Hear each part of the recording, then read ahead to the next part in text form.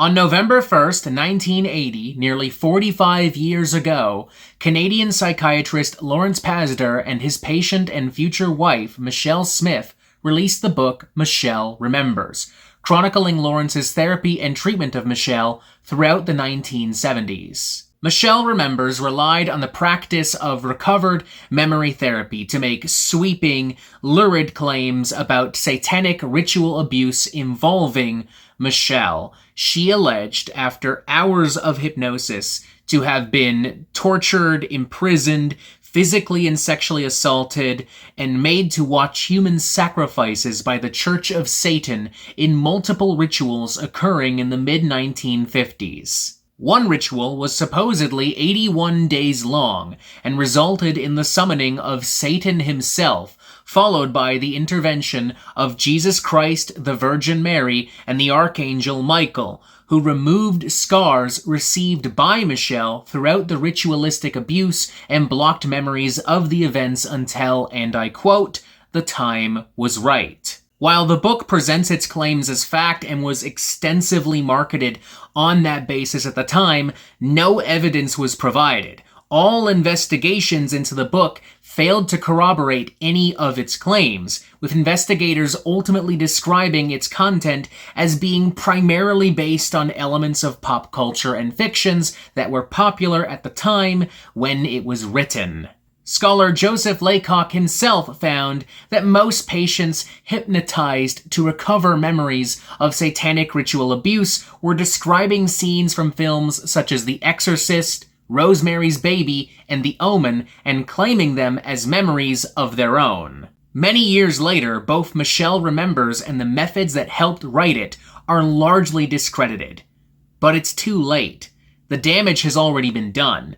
What followed in the wake and immediate aftermath of Michelle Remembers was a time of hysteria, a full-blown moral panic as the population was inspired to fight back against alleged satanic forces working to corrupt, brainwash, and destroy society.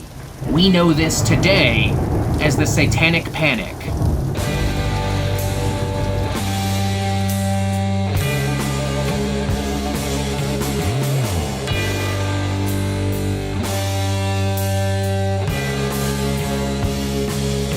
The fear of satanic cults and organizations working in the shadows to take over the world is an extremely common and compelling one even today.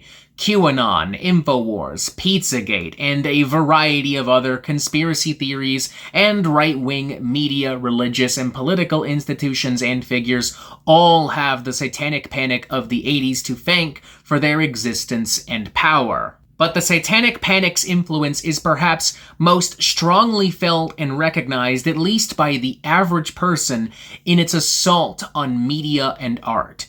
The 80s was a time of innovation, flamboyancy, decadency, and excess, and this was overwhelming for Christian and conservative-leaning audiences who, as a result of the Satanic Panic, were more laser-focused than ever before to protect their families and communities from the influence of all things inappropriate. Now, pastors, politicians, and suburban folk complaining about the dangers of rock and roll is as old as rock and roll itself. But perhaps for the first time ever, their complaints looked and felt more legitimate, as rock and heavy metal bands like Motley Crue, Ozzy Osbourne, Iron Maiden, Judas Priest, Twisted Sister, Slayer, Venom, and more dressed provocatively and sang of sexual conquests, dangerous lifestyles, extreme violence, and the devil. To say that things didn't get better as more extreme subgenres like thrash metal, death metal, black metal, and hardcore punk became more prominent, and as this music was accused more and more of inspiring real-world violence and tragedy, is an understatement. Though I assume many of the people who watch the Metal Meltdown would prefer to keep talking about metal, it's worth remembering that the Satanic Panic didn't exclusively target metal. For example, the music video for Michael Jackson's Thriller was accused of promoting the occult and demonology and nearly led to Michael's excommunication from the Jehovah's Witness Church. And other pop musicians and artists like Prince, Madonna, and Cyndi Lauper had music featured in the Filthy 15, a list assembled by the Parents Resource Music Center of the most offensive songs available at that time for children.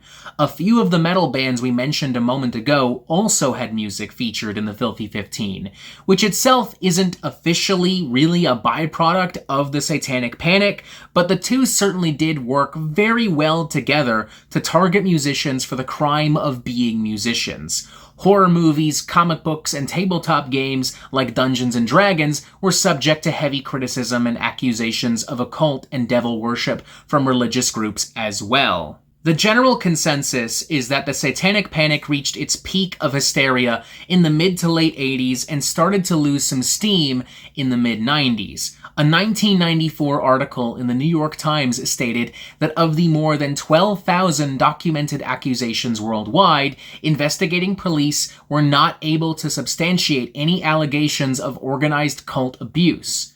And thus, it was seemingly over until it wasn't.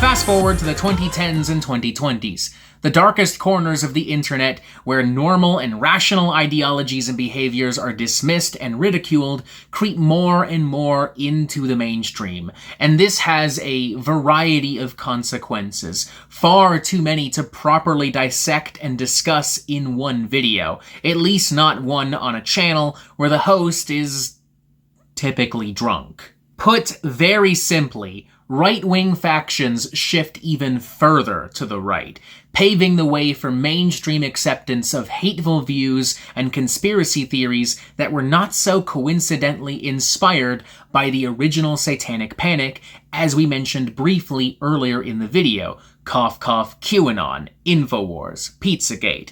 And now, they're on a quest to punish everything they don't like or that expresses a political opinion they disagree with, while ironically, in the most dramatic fashion, accusing others of doing exactly the same. It's the new Satanic Panic, but dumber, and laden with bigotry, hypocrisy, and hyperbole. A very recent example of what the new Satanic Panic looks like, so recent that it helped inspire this video, comes from conversations surrounding Lady Gaga's appearance at Coachella 2025. Lady Gaga just had a demonic performance at Coachella. And not only that, but she even mocked Jesus. And to make it worse, she did it at the start of Holy Week. But what if I told you this moment actually points back to the gospel in a way that she never would have expected? When did it become cool, and who made it cool to be so satanic on such a huge platform and stage? These celebrities are getting away with things that they would never get away with 10 years ago. Fuck that shit. Fuck that shit.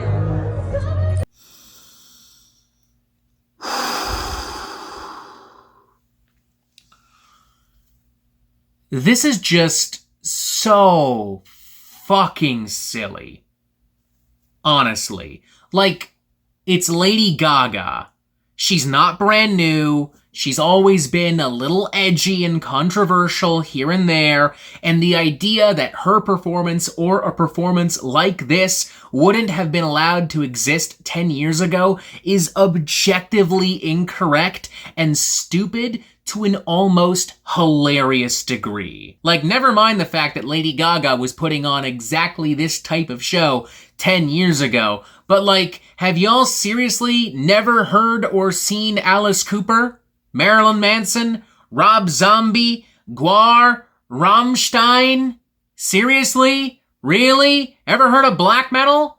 Really? Seriously? Come on, y'all. And this is not an isolated incident. In the past couple of years, songs and artwork and music videos from Lil Nas X, Demi Lovato, Doja Cat, and more have all been accused of being satanic. Sam Smith and Kem Petras' version of Unholy at the Grammy Awards in 2023 was even labeled demonic and evil by Senator Ted Cruz and Representative Marjorie Taylor Greene, and the FCC received several complaints about hellish imagery. And I don't know if y'all have noticed just yet, but there's an interesting pattern to all of this.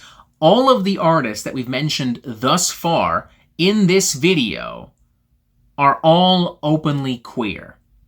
Gay, bisexual, non-binary, transgender performance expressing themselves is, according to some people, equivalent to some kind of gross, evil, satanic ritual designed to indoctrinate and violate you and your children. And we've seen a very similar kind of outrage levied towards drag queens these past couple of years as well, and it seems to me that satanic is now being used the same way that some people use woke.